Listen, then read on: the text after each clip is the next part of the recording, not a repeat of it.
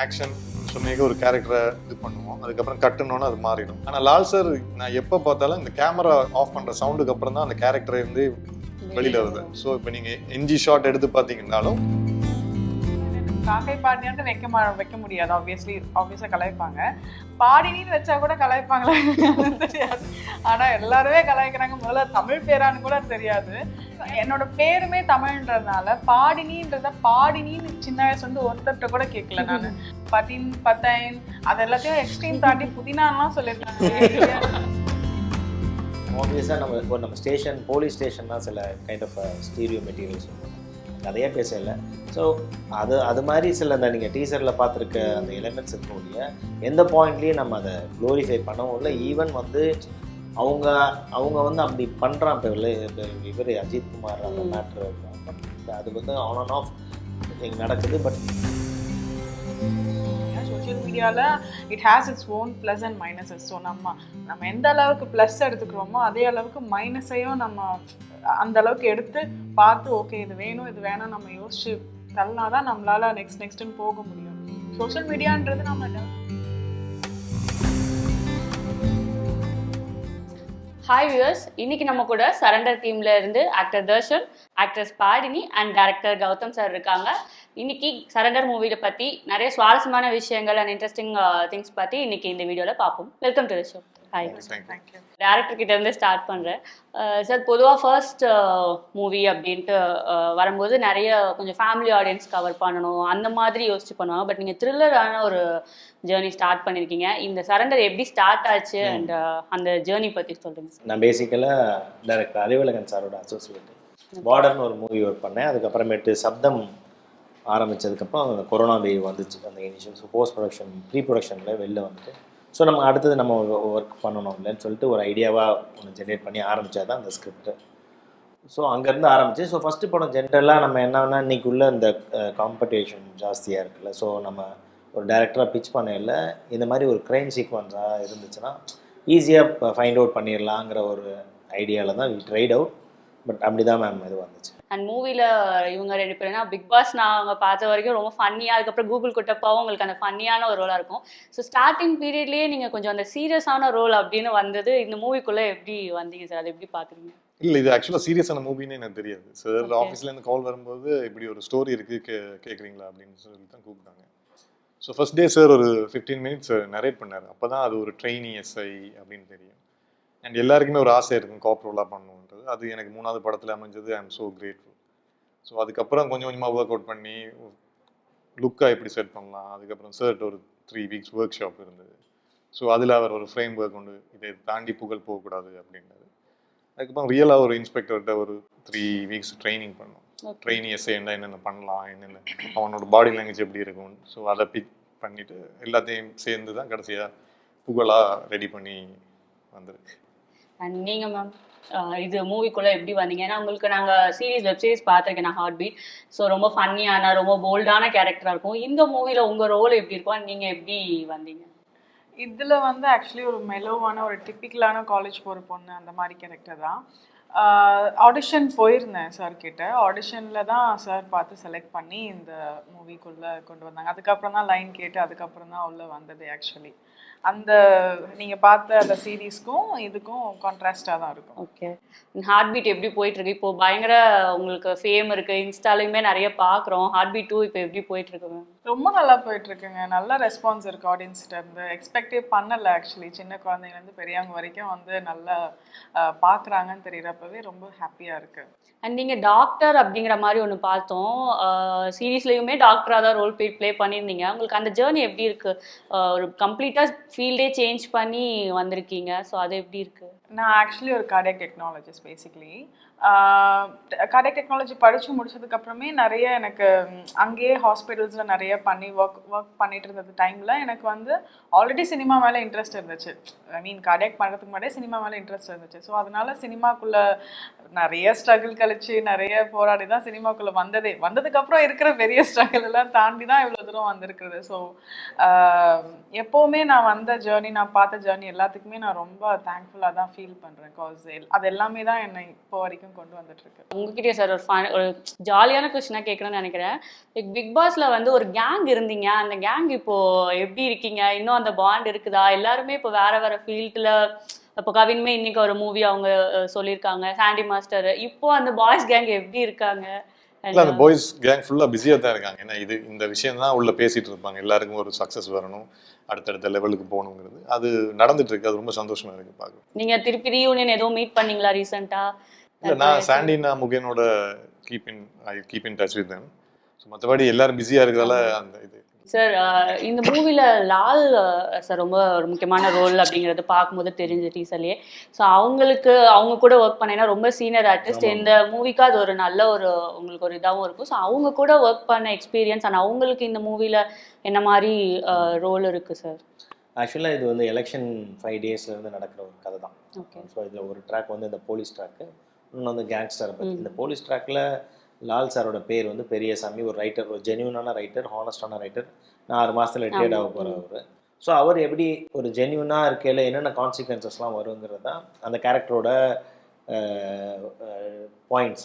So அவர் வந்து இப்போ தர்ஷன் அந்த கதையில் ட்ரைனிங் எஸ்ஸையாக வர்றாரு. ஸோ இவங்களுக்குள்ள ஒரு விஷயம் தொலைஞ்சு போயிடுது, அதை தேடி போகல. இவங்களுக்குள்ள ஒரு சின்ன ஒரு பாண்டிங் வருது. பாண்டிங் ஆனப்பறம் அவர் ஒரு பாயிண்டில் சொல்லுவார், நான் இப்படி இருந்தேன், நீ இப்படி இருக்காத அப்படின்னு. அவரோட லைஃப்பில் அவரோட கன்விக்ஷன் ஒன்று சொல்லுவார், இந்த உலகத்தில் நல்லவனாக இருக்கா மட்டும் போதாது, சூது தெரியும். ஸோ இந்த மாதிரி ஒரு எக்ஸ்பீரியன்ஸ்ட் மேனோட கன்விக்ஷன் தான் அவரோட அடுத்த ஜென்ரேஷன் சொல்கிறது. ஸோ இதில் வந்து லால் சார் பார்த்தீங்கன்னா இதுதான் அவரோட ரோல். ஆக்சுவலாக அவர் ரொம்ப எல்லாத்துக்கும் தெரியும், அவர் பயங்கர வேர்சடைலான ஆக்டர். அது மாதிரி ஸ்பாட்டில் அவர் வேறு லெவல் தான் அவர். பட் அதர் தென் தட் அவருக்கு அந்த இவ்வளோ பெரிய ஆளாக இருந்தாலும் அவருக்கு அதெல்லாம் மண்டையில் வச்சுக்க மாட்டேங்கிறார். ஸோ நம்ம ஈவன் ஒரு சின்ன சேஞ்ச் சொல்லணுன்னால ஒரு கதையில் ஒரு சின்ன எடுத்துகிட்டு இருக்கையில் ஒரு சடனாக ஒன்று தோணும்ல. அவர் ஈவன் தான் அவர் ஆக்டராக இருந்தாலும் அவர் பேசிக்கலாக ஒரு டைரக்டர். ஸோ சின்ன சின்ன ஸ்பாட்ஸில் ஒரு இம்ப்ரவைசேஷனாக இருக்கட்டும், சில சமயம் நம்ம வந்து அதெல்லாம் வந்து கூப்பிட்டு சொல்லுவார், சார் இந்த மாதிரி ஒரு சின்ன எழுதிக்கலாமா, வச்சுக்கலாமா, அது பார்த்தா நல்லாயிருக்கும் ரொம்ப. அந்த சீன் அது ரொம்ப எலிவேட் பண்ணும். ஸோ அது மாதிரி ஸோ இந்த மாதிரி நிறைய அவர் சைட்லேருந்து. உங்களுக்கு அவங்க கூட ஏதாவது ஒரு இன்ட்ரெஸ்டிங்கான இல்லை ஒரு ஹாப்பியான மூமெண்ட், இல்லை நீங்கள் உங்களை க்ரோ பண்ணிக்கிட்டது, அவங்க கிட்ட இருந்து நீங்கள் லேர்ன் பண்ணது, அந்த மாதிரி எதுவும் இல்லை? ஆப்வியஸாக அவர் கிட்டத்தட்ட ஆல்மோஸ்ட் லைக் அவர் வந்து ஒரு 12 days ஏதோ ஒர்க் பண்ணார். நம்ம அது என்டையருமே லேர்னிங் பாயிண்ட் தான். ஸோ அவர் ஒவ்வொரு நாள் வரப்போ எல்லாரும் ஒரு மாதிரி, but over period of time அவர் ரொம்ப கிரவுண்டடான பர்சன் தான். ஸோ அது ஒரு நல்ல எக்ஸ்பீரியன்ஸ் தான் சாரோட.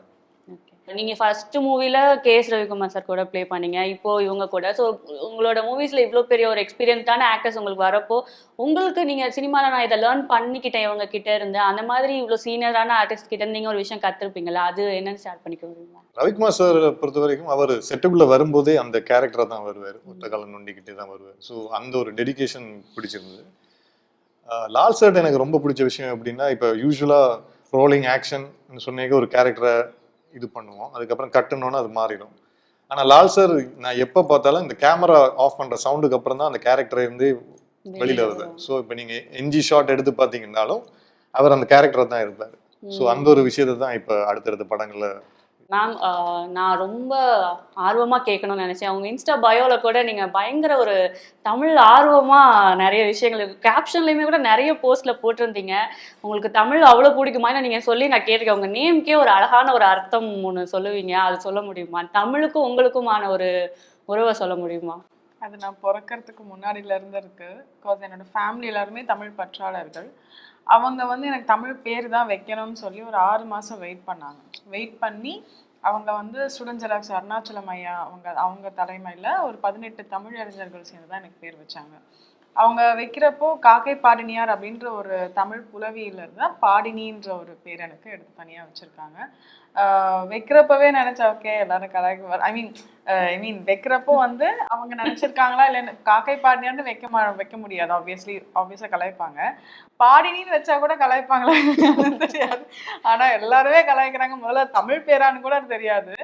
எனக்கு வந்து தமிழ் பேசிக்கலாக ரொம்ப பிடிக்கும். சின்ன வயசுலேருந்தே தமிழில் மட்டும் தான் நல்ல ஸ்கோர் வாங்கிட்டே இருப்பேன். ஐ மீன் இதில் ஸ்டடீஸ்லலாம் தமிழ் என்னோட பேருமே தமிழ்ன்றதுனால பாடினின்றத பாடினின்னு சின்ன வயசுல இருந்து ஒருத்தர்கிட்ட கூட கேட்கல. நான் பதின் பத்தைன் அது எல்லாத்தையும் எக்ஸ்ட்ரீம் தாண்டி புதினாலாம் சொல்லியிருக்காங்க. புதினா அதாவது எங்க காலேஜ் கான்வகேஷனு, இன் ஜாப் இன்டர்வியூ எல்லாத்துலேயுமே அது ஆடிஷன் போகிறப்ப எல்லாத்துலேயுமே நான் நல்ல வேளை எங்கள் அப்பாவோட பேர் பின்னாடி குமார்னு ஆட் பண்ணிக்கிட்டேன். குமார்னு வந்தாலும் நான் தான் சார் அப்படின்னு சொல்லி அப்படின்னு அந்த மாதிரி தான் கேட்டுட்டு போகிறது. ஸோ அது கரெக்டாக புரியணும் எல்லாருக்கும் அப்படின்றதுக்காக. ஏன்னா நான் ஒரு ஆர்டிஸ்ட் உழைக்கிறது யாரா இருந்தாலும் உழைக்கிறதே அவங்களோட அடையாளத்துக்காக தான். அந்த அடையாளம் கரெக்டா அங்கீகரிக்கப்படணும் அப்படின்றது தானே.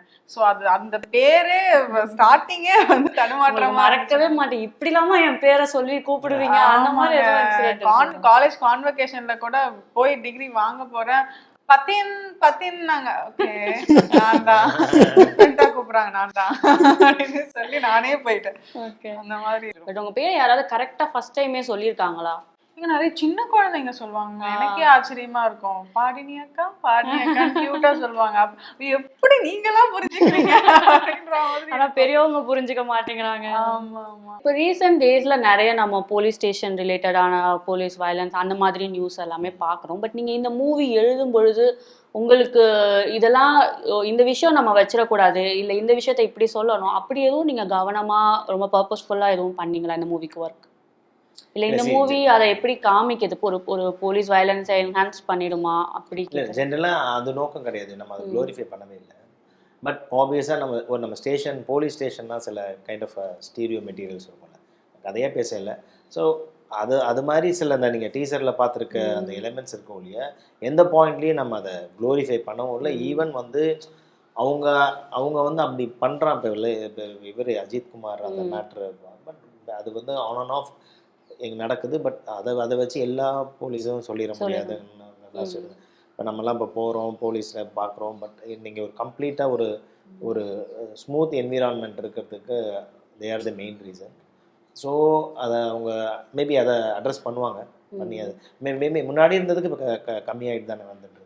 ஸோ இன்னும் ஒரு நல்ல ஒரு சொசைட்டியை அடுத்த ஸ்டேஜில் பார்க்கலாம்.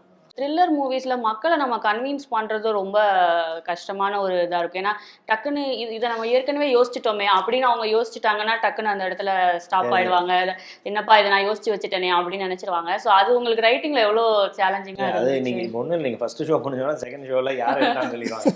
அது ரொம்ப சிம்பிள். அப்போ அது வேறு, நீங்கள் இந்த டெக்னாலஜிஸ் வேறு இருக்குது. அடுத்து அது மேட்ரு கிடையாது. இப்போ அப்படி நான் வச்சுருந்தேன்னா எனக்கு அது கிடையாது. அதை தான் சொல்கிறேன். அப்படி வச்சுருந்தேன்னா அது ஃபஸ்ட்டு ஷோலேயே தெரிஞ்சிடும். பட் அது கிடையாது, தெரியட்டும், அது ஒன்றும் பிரச்சனை கிடையாது. அதை தாண்டி ஒன்று விஷயம் ட்ரை பண்ணி அதுதான் நான் ஹிட் பண்ணுறேன். அந்த இடத்துல அதுதான் பயமாகவும் இருந்துச்சு. பட் ஃபைனலி அது ஒர்க் அவுட். அதுதான் நான் சொல்லுவேன். தொலைஞ்சது யார் எடுத்தாங்கிறது தெரியாது, மேட்ரு கிடையாது. அதை தாண்டி இல்லை அந்த எமோஷன் இருக்குது. அது எத்தனை தடவை பார்த்தாலும் அது திருப்பி ஹிட்டிங்காக இருக்கணும்ல. ஸோ அந்த பாயிண்டில் we are happy. ஒரு ஆடியன்ஸ்க்கு ஒரு விஷயம் பிடிக்கலன்னா அது பயங்கரமா நம்ம நினைச்சு பார்க்க முடியாத அளவுக்கான ஒரு ஸ்பீட்ல அது சோஷியல் மீடியால கேரி ஆகுது இல்லையா? அந்த மாதிரி உங்களுக்கு சோஷியல் மீடியா ஆடியன்ஸ் கிட்ட எதுவும் இருக்குதா? இல்ல அதை நம்ம அப்படி சொல்ல முடியாது. ஒவ்வொருத்தவங்களுக்கு ஒரு தனிப்பட்ட விருப்பம் இருக்கும். இப்போ வந்து உங்களுக்கு சில மனிதர்கள் மேல உங்களுக்கு பிடிக்காத ஒரு சில விஷயங்கள் இருக்கலாம், இல்ல ஒரு சில ஆக்டிவிட்டிஸ் உங்களுக்கு பிடிக்காம இருக்கலாம். அந்த மாதிரி கேரக்டர் நான் பிளே பண்ணா உங்களுக்கு என்ன பிடிக்காம இருக்கலாம். ஸோ அதுக்காக நான் போயிட்டு உங்களை வந்து உங்களுக்கு என்ன பிடிக்கக்கூடாதுன்னு பிடிக்கணும், நீங்கள் வந்து ஏன் அப்படி சொல்கிறீங்க, நான் அப்படிப்பட்ட கேரக்டர் கிடையாது அப்படின்னு நான் ஒவ்வொருத்தங்க கிட்டேயா போயிட்டு சொல்லிட்டு முடியாது இல்லையா? சோஷியல் மீடியாவில் it has its own plus and minuses. So நம்ம எந்த அளவுக்கு ப்ளஸ் எடுத்துக்கிறோமோ அதே அளவுக்கு மைனஸையும் நம்ம அந்த அளவுக்கு எடுத்து பார்த்து ஓகே இது வேணும் இது வேணும் நம்ம யோசிச்சு தள்ளினாதான் நம்மளால நெக்ஸ்ட்னு போக முடியும். சோஷியல் மீடியான்றது நம்ம டெவலப் பண்ணிக்கக்கூடிய ஒரு பிளாட்ஃபார்மாக தான் பார்க்கணுமே தவிர அதை தாண்டி நம்ம நெகட்டிவா இருக்கு, ஐயோ இப்படி நல்லா இருக்குமான்னு நம்ம அதுலயே மூழ்கிட்டோம்னா நம்மளோட ஒர்க்கை நம்மளால பார்க்க முடியாது. ஸோ அது everything has its own plus and minuses.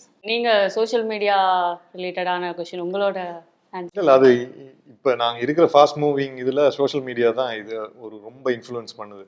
அது ஒரு நல்ல விஷயம் தான். இப்போ முன்னாடி பார்த்தீங்கன்னா படம் ரிலீஸ் ஆகி வேர்ட் ஆஃப் மவுத்தில் போய் அது ரீச் ஆகுறதுக்கு ஒரு ஸ்பேஸ் ஒன்று இருக்கும். இப்போ நிறைய படங்கள் ரிலீஸ் ஆகுது.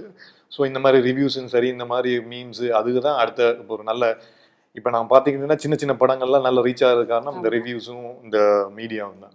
ஸோ அதை நீங்கள் தடுக்க முடியாது. ஆனால் ஒருத்தருக்கு ஒரு ஒப்பீனியன் இருக்கும். ஸோ இப்போ நெகட்டிவாக வருதுன்னா அதை நாங்கள் வாட்சி பார்த்துட்டு சம்டைம்ஸ் அதில் உண்மை கூட இருக்கலாம். இப்போ ஃபர்ஸ்ட் படத்தில் அந்த மாதிரி சில ரிவ்யூஸ் வந்துச்சு, நான் கரெக்டாக பண்ணல. ஸோ அதுக்கான ஒர்க் நான் பண்ணேன். ஸோ இப்போ அது வேலிடாக இருக்கான்னா அதை நாங்கள் எடுத்துகிட்டு போகலாம், ம். இல்லைன்னா அதை அப்படியே அங்கேயே விட்டுட்டு போயிடலாம், அவ்வளோதான். அது நாங்கள் எப்படி எடுத்துக்கிறோன்ற இதில் தான். இந்த மூவில இருந்து ஓவராலா நீங்க எதை எக்ஸ்பெக்ட் பண்ணி போலாம் பார்த்துட்டு இருக்கா அப்படின்னா என்ன விஷயம் சொல்லுவீங்க? அதான் நான் சொல்லேன், இது வந்து ஒரு கம்ப்ளீட்டாக என்கேஜிங் ஃபிலிம் தான். அது வந்து எங்கேயுமே படம் ஆரம்பிச்சதுலேருந்து அடுத்தடுத்து போகும். ஸோ படமாக முடிஞ்சதுக்கப்புறம் ஒரு ஒரு ஒரு ஃபீல் குட் ஃபிலிம் தான்.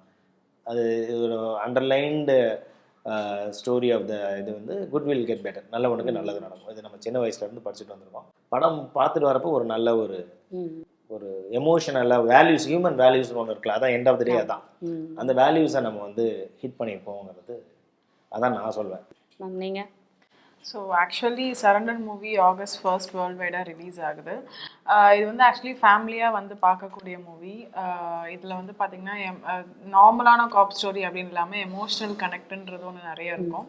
ப்ளஸ் நிறைய விறுவிறுப்பாக மக்களை பார்க்கக்கூடிய அளவுக்கு ஒரு இப்போ அப்படி தானே எக்ஸ்பெக்ட் பண்ணுறாங்க, விறுவிறுப்பாக போகிற ஸ்டோரினா பார்க்கலாம் அப்படின்ற மாதிரி. ஸோ அந்த மாதிரி ஒரு ஃபீல் குட்டான ஒரு மூவியாகவும் இருக்கும், விறுவிறுப்பாகவும் உங்களை வச்சுருக்கும். ஸோ கண்டிப்பாக தேட்டரில் வந்து பாருங்கள், சப்போர்ட் பண்ணுங்கள். நைஸ். அதுதான் ஆகஸ்ட் 1 சரண்டர் படம் ரிலீஸ் ஆகுது. ஸோ கௌதம் சார் டைரக்ஷனில் Lal sir, Sujith sir, பாடினி, Mansoor Ali Khan sir, இப்படி ஒரு பெரிய ஒரு பட்டாளமே நடிச்சிருக்காங்க. ஒரு க்ரைமை தாண்டி ஒரு ஹியூமன்ஸ் வேல்யூஸ் சார் சொன்ன மாதிரி அதை பேசியிருக்கும். எப்போவுமே ஒரு ஒரு நல்ல படத்தை பார்க்கும்போது நமக்கு ஒரு ஸ்லைட்டான ஒரு டிஸ்டர்பன்ஸ் இருக்கும். அந்த படம் நான் ப்ரிவியூ பார்க்கும்போது அந்த ஒரு டிஸ்டர்பன்ஸ் அதை ஏற்படுத்திச்சு. ஸோ அது கண்டிப்பாக மக்களுக்கும் ஏற்படுத்தும்னு நம்புகிறேன். ஸோ ஃபேமிலியாக வந்து படத்தை பாருங்கள். தேங்க்யூ. உங்களோட வேல்யூபிளான டைம் கொடுத்ததுக்கு ரொம்ப தேங்க்ஸ். Thanks. தேங்க்ஸ்.